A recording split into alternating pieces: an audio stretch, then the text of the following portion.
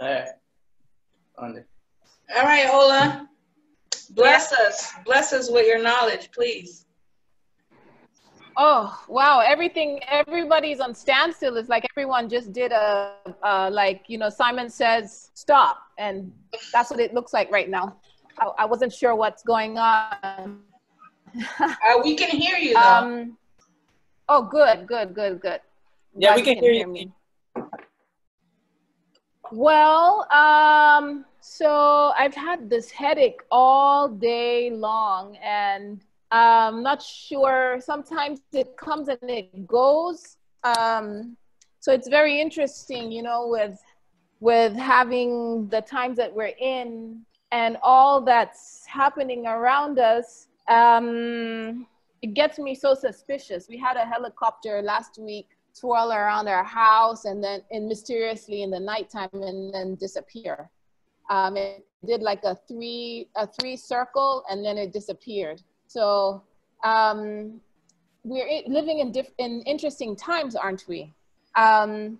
First and foremost, because I want to speak about Indigenous wisdom during this time and how Indigenous wisdom can be such good medicine for us all. I want to do an honor. So good afternoon. Thank you, Cookie, for inviting me to participate, to be part of Proyecto for Vida. I'm really, this is the day we were supposed to meet in person, right? Yes. And Ola was actually, let me say this because it's recording. Ola was actually supposed to be part of the original Mind Matters workshop, that Project for Me that was doing in Luquillo, but unfortunately, and fortunately, because we got to do it this way, and we got to expand it, COVID-19 happened. So now we're doing it this way, but we get to learn so much more, and we get to give so many more tools and resources to people out there, reach more people. So, you know, it's a blessing in disguise. So yeah, I'll let you continue now. Sure, it is a blessing in disguise. It's in divine honor. So un poco oración y honor a Madre Tierra, Padre Tierra, antepasados, abuelas y abuelos, guías espirituales, todo lo que gobierna mi trabajo y ideas, la gran divina y gran divino, manifiesto toda la creación, plantas, animales, la gente que quiere despertar ahora, las personas que están dispuestas a alinearse con los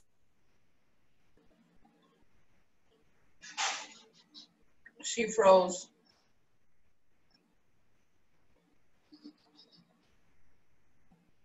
Ola?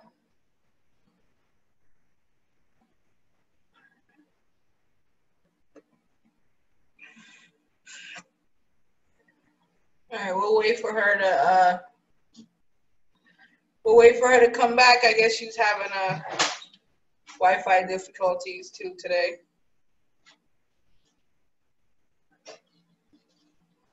Maybe not. Every time I start getting into the real deal stuff on the phone with people that also know about the real deal stuff, the circling helicopters, so to speak, tend to hang up on us. Maybe she's coming back.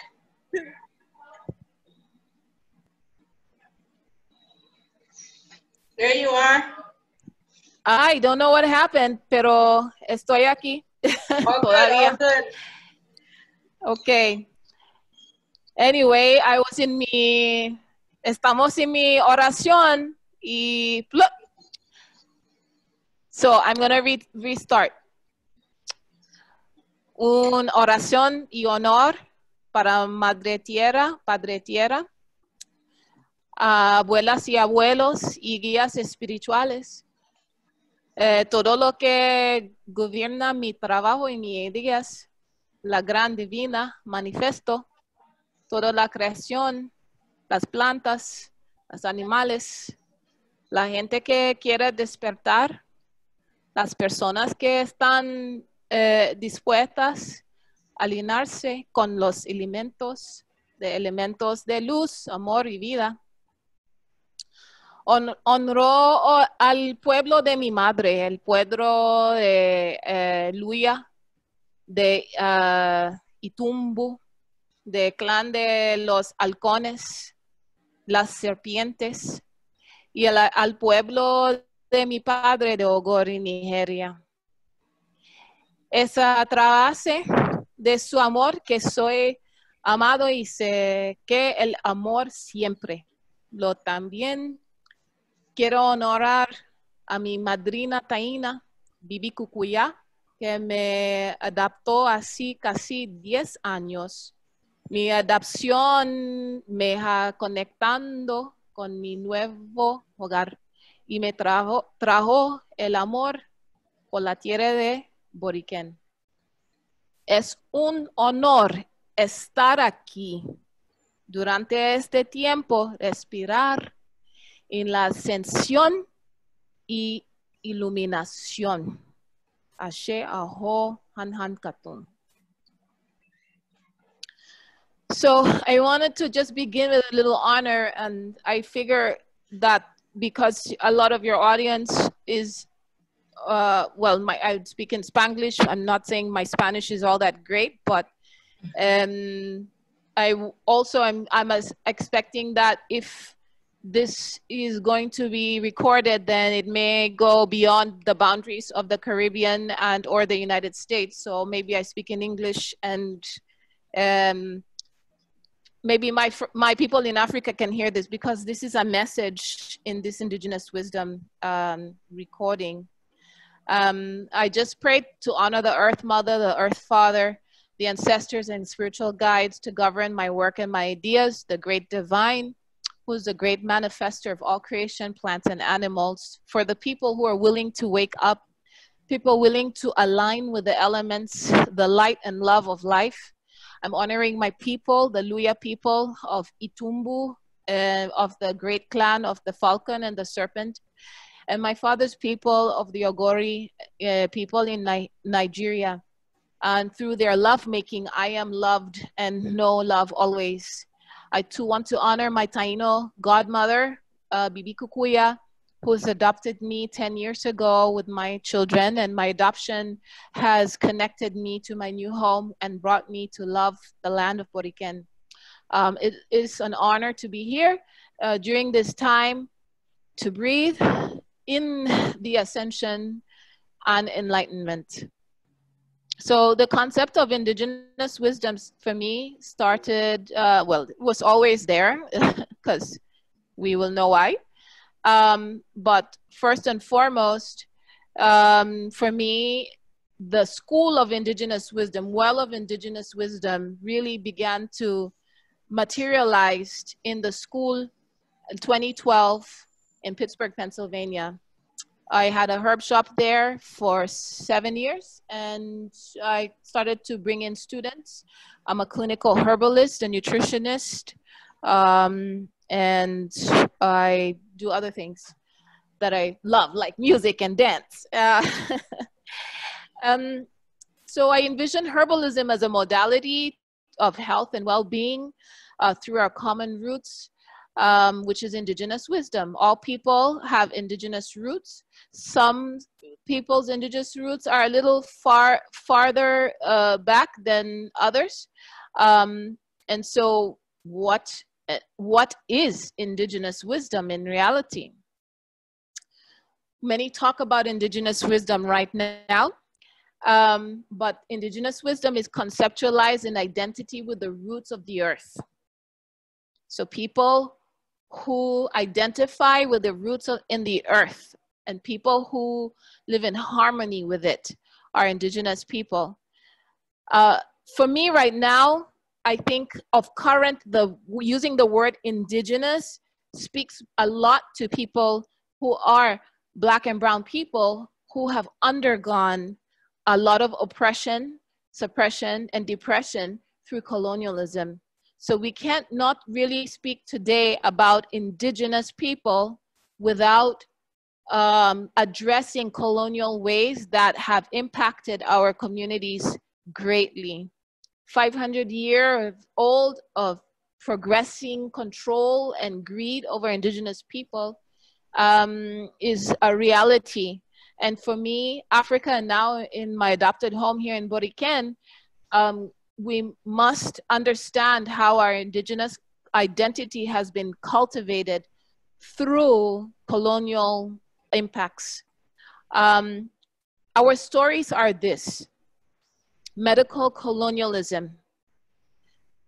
In medical colonialism, we have seen dismantling of our medicine people, destruction of our sacred plant medicines, and the ways that we did practice our medicines, whether spiritually or in healing practices, that have been replaced with pharmaceutical industries and unnatural medical technologies, or people who call themselves experts.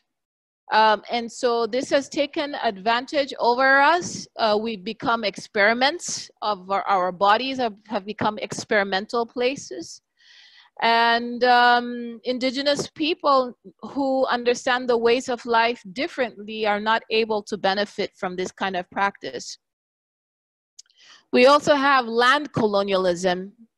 Land colonialism is where we find that a lot of a massive amounts of land and property that has been exploited over for mineral gain, just for economical gain, but off of the energy of the people who live there. So, gems, oil, we all know the story, but this results in the displacement of indigenous people as well. And then there is the leadership colonialism.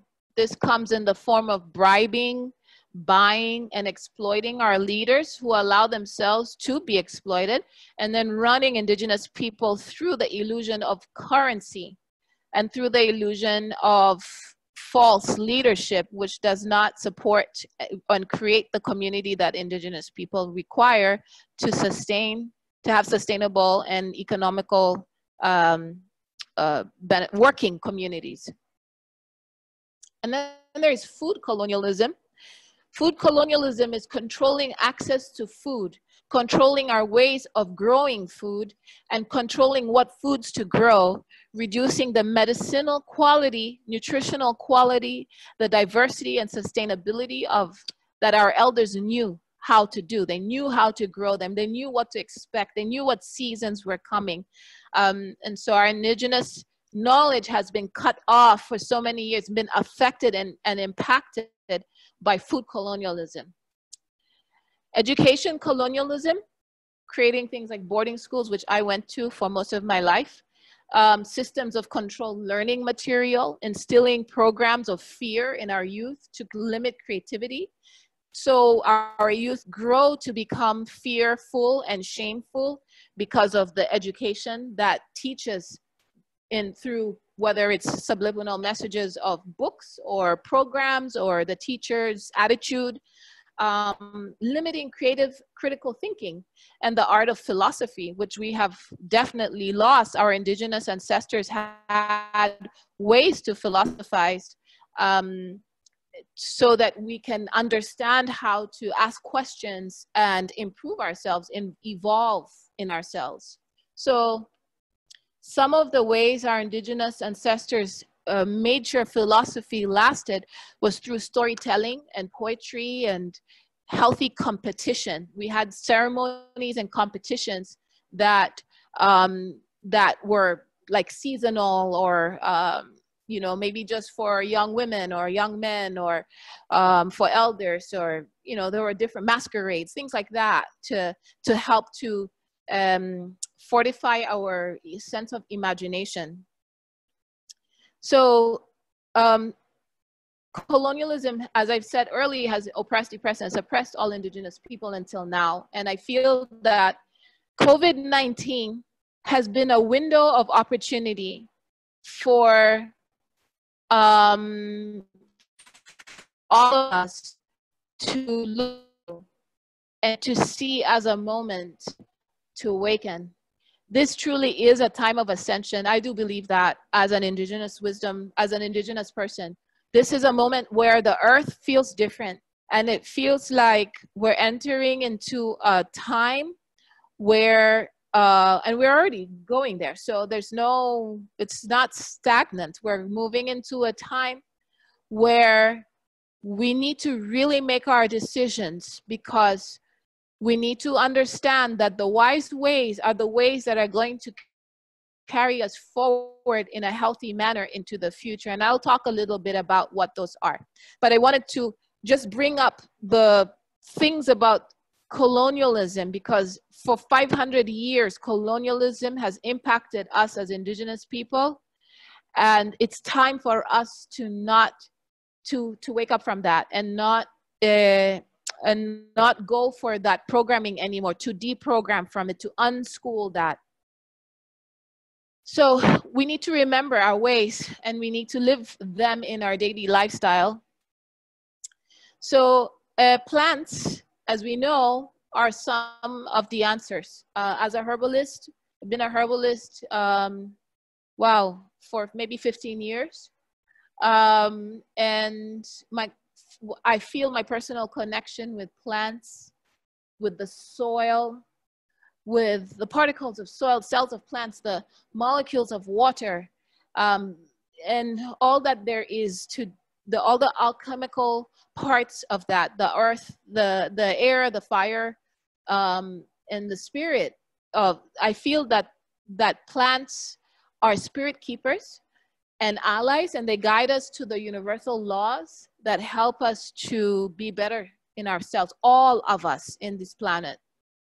It helps us to establish, they help us to establish our roots of being here and being present. And a lot of indigenous wisdom asks us to forgive, because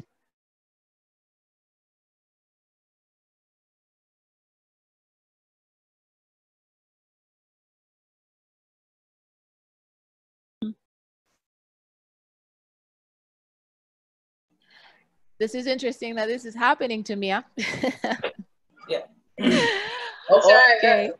I'm having Wi-Fi problems here too, so it's okay. Okay, no problem. Well, it happens often when I'm doing the even classes on here on Zoom. Okay. But I was saying that, you know, forgiveness is so important in the wise ways that indigenous people have lived. We have to do ancestral work, to honor our ancestors, but also to forgive, to ask them to forgive themselves, and also to forgive others, you know.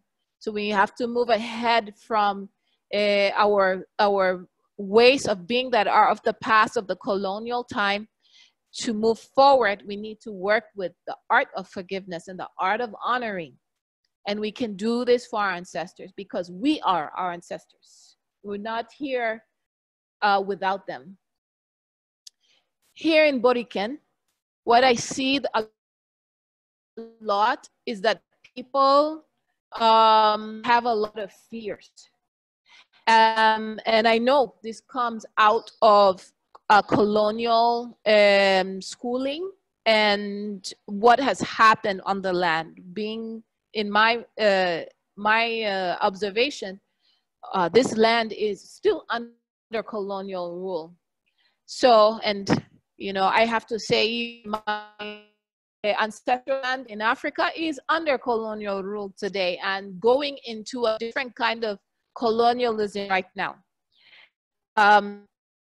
So what we need to do here, I see as Olatokunboh, is we need to work on letting go of our fears here. There needs to be a lot of work. I'm calling whoever is watching this video, beyond those who are here, I'm asking and calling that healers, medicine people, all kinds of people, musicians, artists, activists, all people with these talents that Creator has given must learn and come up with ways to help the people let go of the fear. We must do this. We must get into practice to let go of our fears and to find courage. A lot of the fear through shame and pain too, right?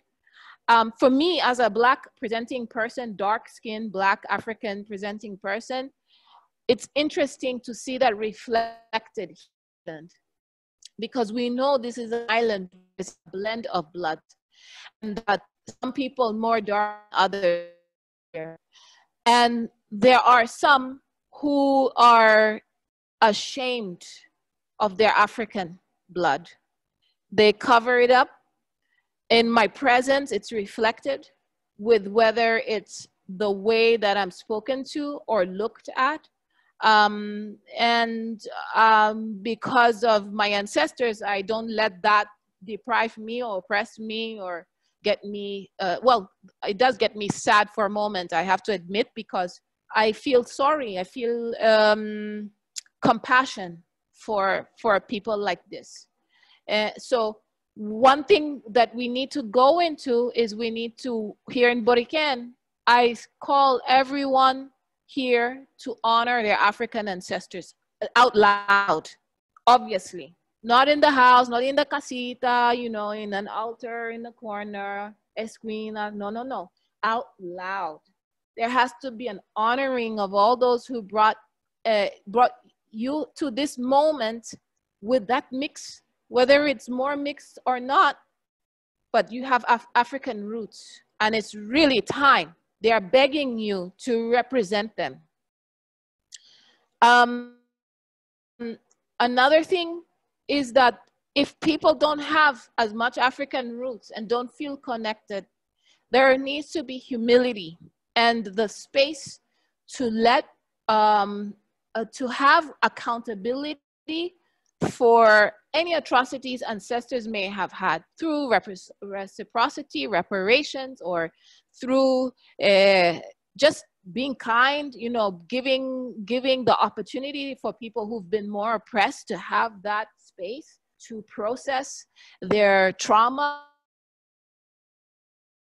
oppression. And I know now through this moment, these things are coming up because they're coming up for me. So I know that these things are coming up in our moment of isolation when we can see ourselves better because we're not busy and keeping ourselves busy to ignore the truth that lies within our DNA. This is the time to do that. This is the indigenous wisdom that I'm calling for us all to interact with. So in this quarantine, we can see things, everything at this moment in many ways. We can look at this moment as a time where there may be an overarching agenda, right? The Earth's opportunity to cleanse, perhaps, yeah, we're not driving out, and so the Earth is cleaning. There could be an economic collapse, yeah, we are changing the ways that we interact with each other economically.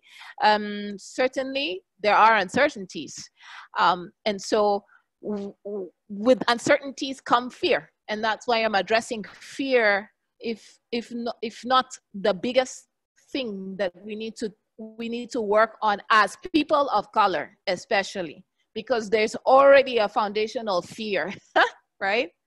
And so with this entire scenario, fear even more.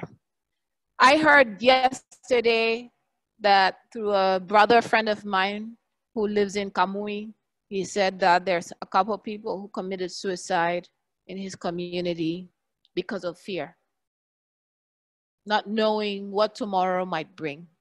And I know that if I heard that from my brother, this is a spiritual brother, I know there have got to be many more people, whether on the island or off the island or somewhere, anywhere in the world, who may be going through this process. And so this is an important call of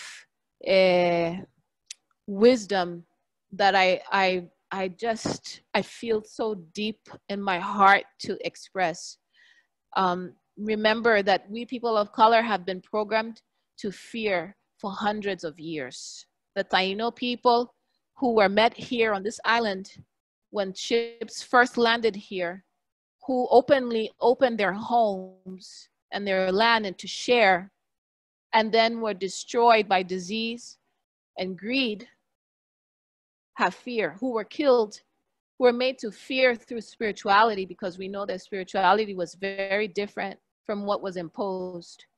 And that which has been imposed is carried on today. And it's a fear-mongering way of practicing and connecting with our Creator, the Most High Creator. So we need to learn and retake our blessing of our indigenous ways, that not always, we know that there were indigenous people who are bad. We know that, there's always been good and bad people. But let's take the aspects that are wise and that are gonna serve us and feed our spirit and our soul.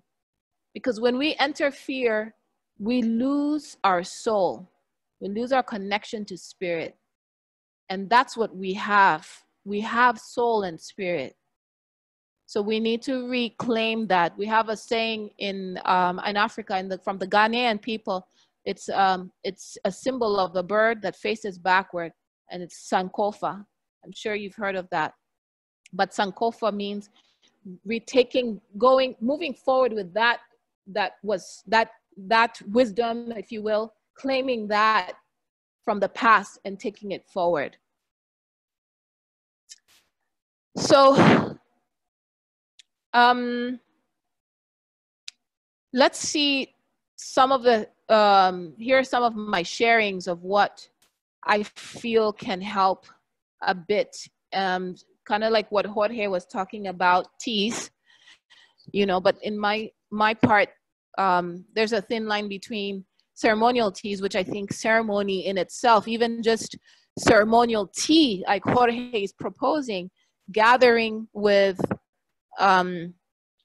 friends, creating community around tea, just sitting and talking and sharing, and also expressing one's problems and not feeling, because we, as people of color, we don't like to talk about our problems. We have a saying, and it's across the board. I know it's here as well, because I've heard it here in Boriken, but it's, you don't show your dirty laundry to everyone. You keep that hush, hush, hush inside the house, right? It's that we do that. We need to learn how to trust each other, because that has taught to us through colonialism as well. Find somebody we can trust and speak. Speaking is therapy. We as indigenous people are oral people. We are people who like to talk. We like to pass on stories. We like to tell stories. We like to exaggerate with our hands, with our expressions, with our bodies. We are people who like to be very creative and interact with that creativity in the real time. So we need to get back into that, in the rhythm of our bodies, the rhythm of our soul and our spirit. So I think that plant medicine is one of the ways that we can get back into that, whether it's through teas, whether it's through tinctures like the one I'm taking, which I began with saying that I had a headache, and I've been taking my Passiflora in Canarta, Passiflora here, aquí in Boriken. Very good for headaches, which I have had, it's going. Nervous tension, anxiety, and it's very good for muscle relaxation. So there's Passiflora. In that category, I can put Tulsi. Holy basil is large on the island here. All the mints, Yerba Buena, all the mint family, mentas, Sauco Blanco flores. The Sauco Blanco is very relaxing. Flores de naranja. And the hojas, the leaves are very good too to relax the spirit. And I know that orange water is popular here. So that can serve too as a bath or as a tea, just a little bit, because it's very aromatic. Melissa, which is in English lemon balm, Very good for us, particularly with that melancholic vibration that we may have at this time, where there's fear or a slight depression. Melissa can uplift the spirit, as well as Tulsi. All of those herbs, and we don't need a lot. We can grow these easy. These are very easy and they propagate very fast. All you have to do is tend to them. You go outside, you water them, speak to them, and tend to them. That's it. And pick a few leaves, a little, like, small handful, half a handful, I would say, and boil some water and put them in the water 15, 20 minutes, strain and drink. I recommend crushing them, especially because all the herbs that I just mentioned, Tulsi, menta, passiflora, except maybe passiflora, pero sauco blanco, naranja, melissa, those are aromatic plants, very aromatic. And then we have traditionally always, as indigenous people, we do baños, we do baths. We need to get back in that. Even if we don't have a bath, get a bucket. My grandma, when I was growing up in Africa, we had a mud hut. That's what we lived in. And the bathroom is another, like, mud hut outside of the house. And we'd boil water. We put the water in a bucket or a clay pot, you know, in those days. And you mix your herbs in there and you cut them up, you sing to them, you do your little ritual. And ritual is not a bad word. Let me just say that. Let's drop that, because that's colonial too. A ritual means a method of rhythm and connection with our spirit and that which is in the physical form, like in this case, water and the plants. These are things that we've been spiritually given and gifted by a creator. So this is to bring and to reset. Rituals reset us. So the baños are there to reset us, align us, realign our spirit. We lose our spirit so much when we're in fear, when we're in desperation, which we as people of color tend to be in that all the time.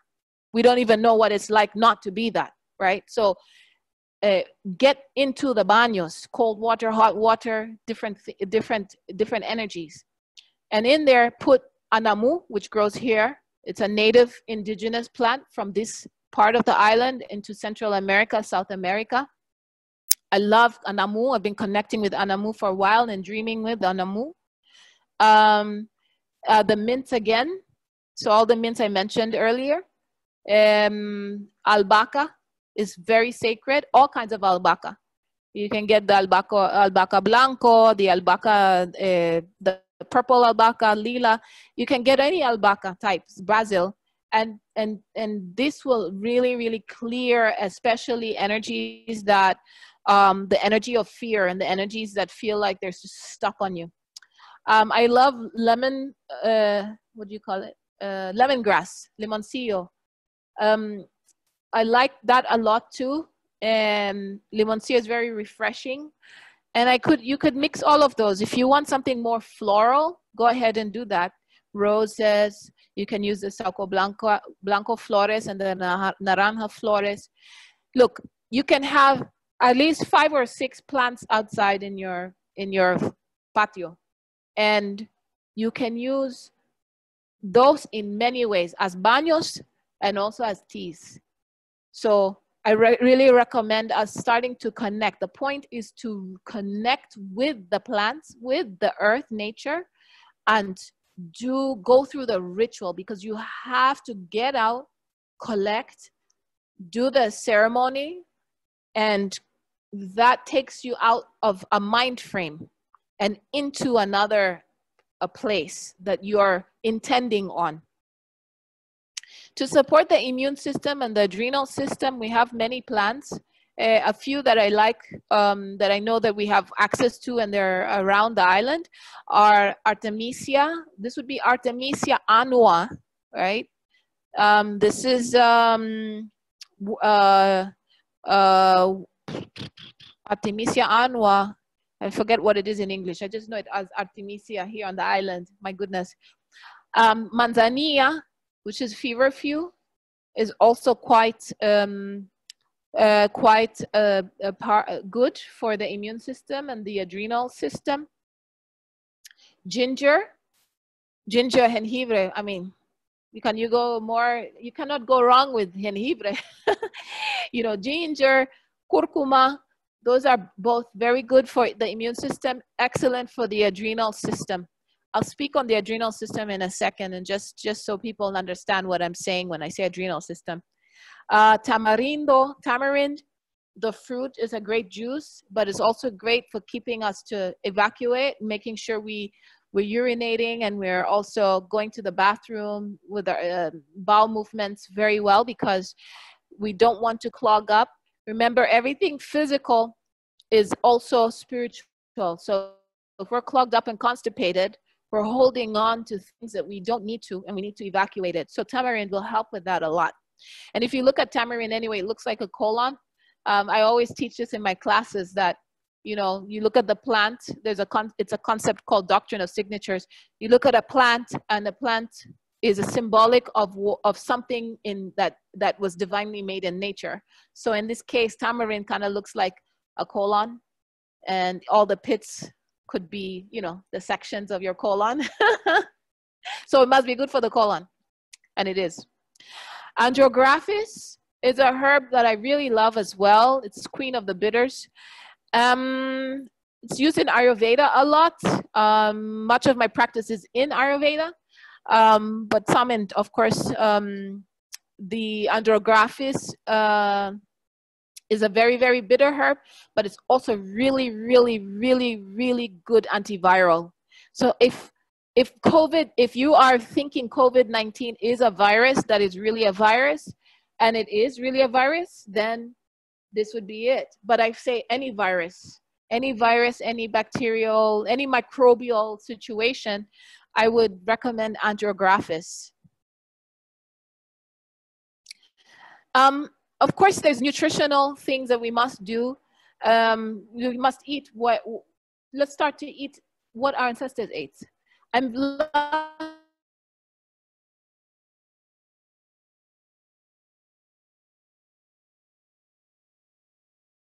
Thank goodness. But how about the Taino foods? We must eat those more.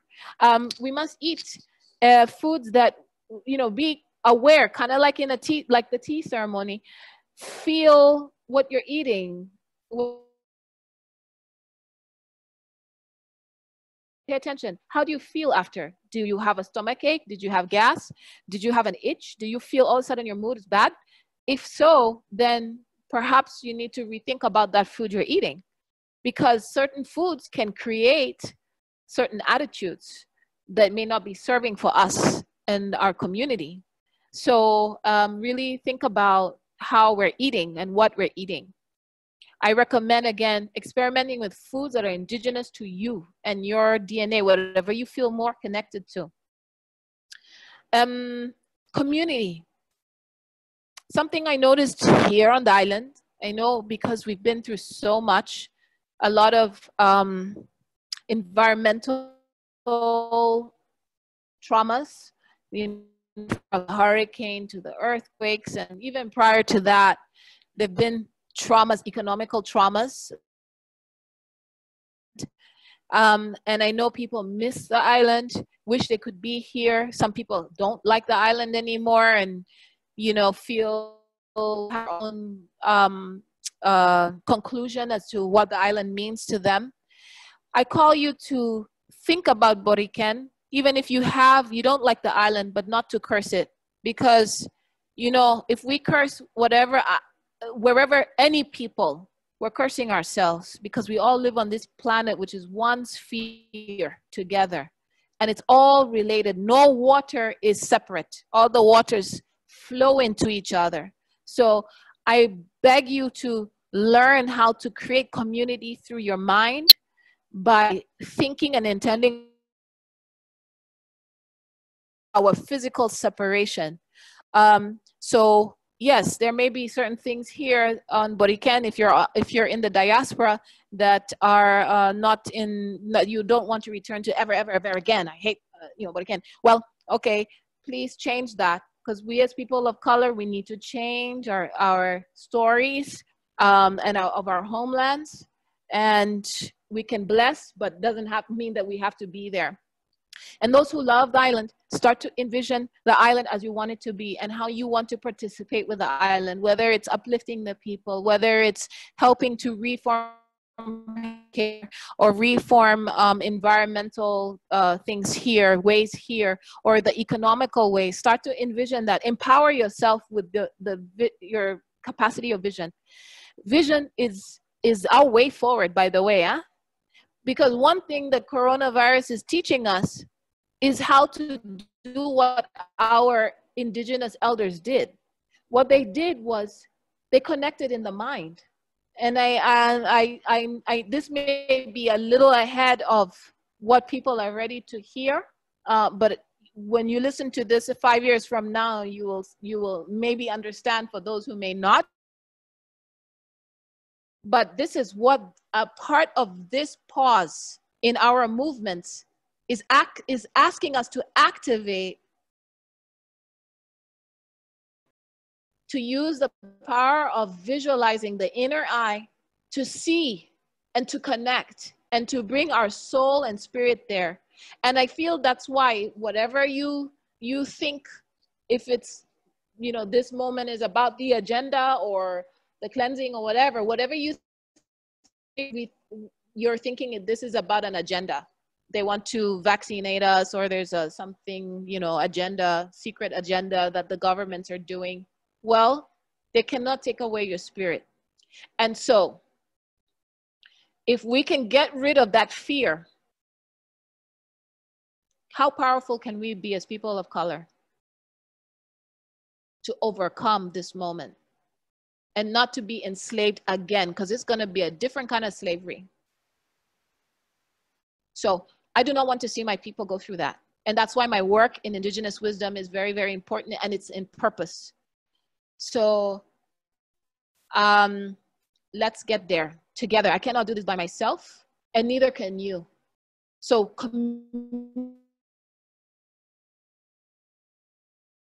5 friends. It says in the Bible, when 2 or more are gathered, the Spirit of God is the strongest. So if we can call upon just 4, 2, 3, more than 2, 3, 4, 5 people to come together and intend strongly with your mind's eye for what you want your world to be, do it. And make sure that it's something that serves all, because again, all waters are connected. So this is something of what I want to share as an exercise, as a solution. I don't like to speak things and then not offer any solutions. Other than the plant solutions, my personal story has not been easy.